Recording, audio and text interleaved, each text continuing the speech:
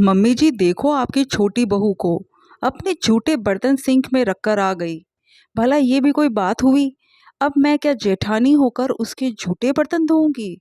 तनु अपनी देवरानी पिंकी की शिकायत लगाते हुए सास से बोली। सुनकर सास सरला जी ने छोटी बहू पिंकी को आवाज देकर बुलाया। छोटी बहू, जरा मेरे कमरे में आना तो। सरला जी की आवाज सुनकर पिंकी उनके कमरे में आ गई और आते से ही बोली, क्या बात है मम्मी जी, आपने बुलाया? हाँ छोटी बहू, तुम अपने झूठे बर्तन सिंक में रखकर चली आई? क्यों?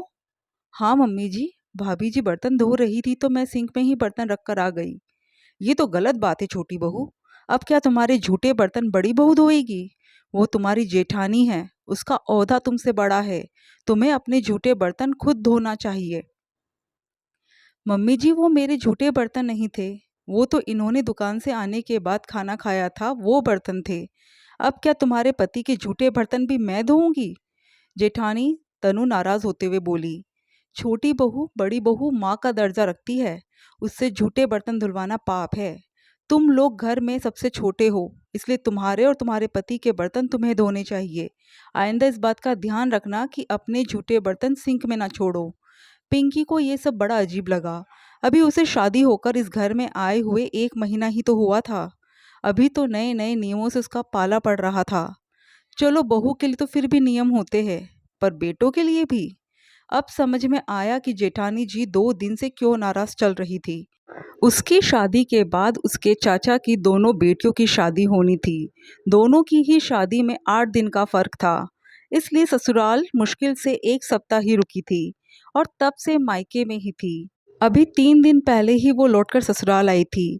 जिस दिन लौटकर आई थी उस दिन तो सुधीर और उसने उसके मायके में ही खाना खाया था, लेकिन दूसरे दिन नाश्ता वगैरह करके बर्तन उसने सिंक में रख दिए थे। सुबह के बर्तन जेठानी जी ने ही धोए थे, क्योंकि घर की साफ सफाई तनु ने की थी। पर तब से वो नाराज चल रही थी, पर आज नाराजगी का कारण भी पता चल गया।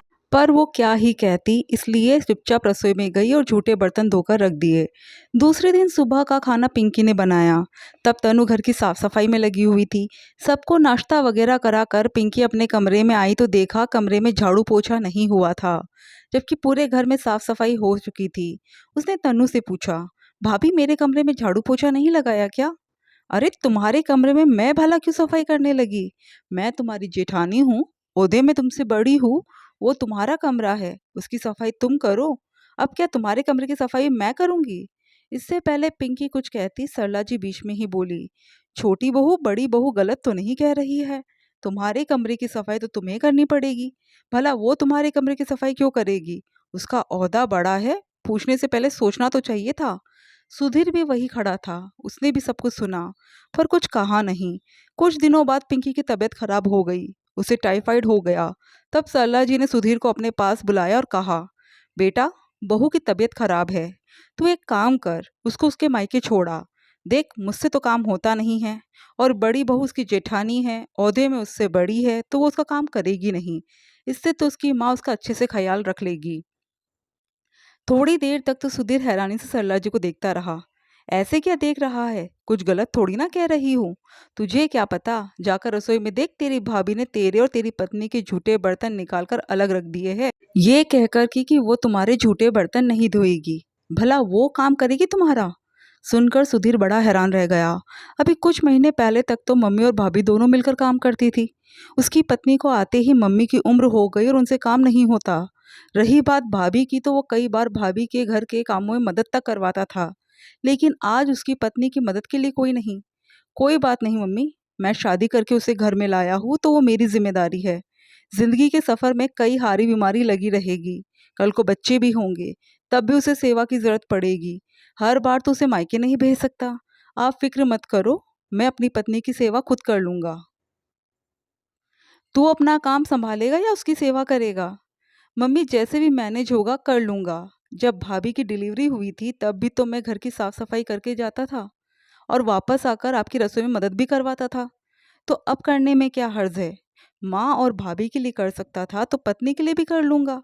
लेकिन आगे से इस बात का ध्यान ज़रूर रखना कि मेरी पत्नी भी अब किसी का काम नहीं करेगी।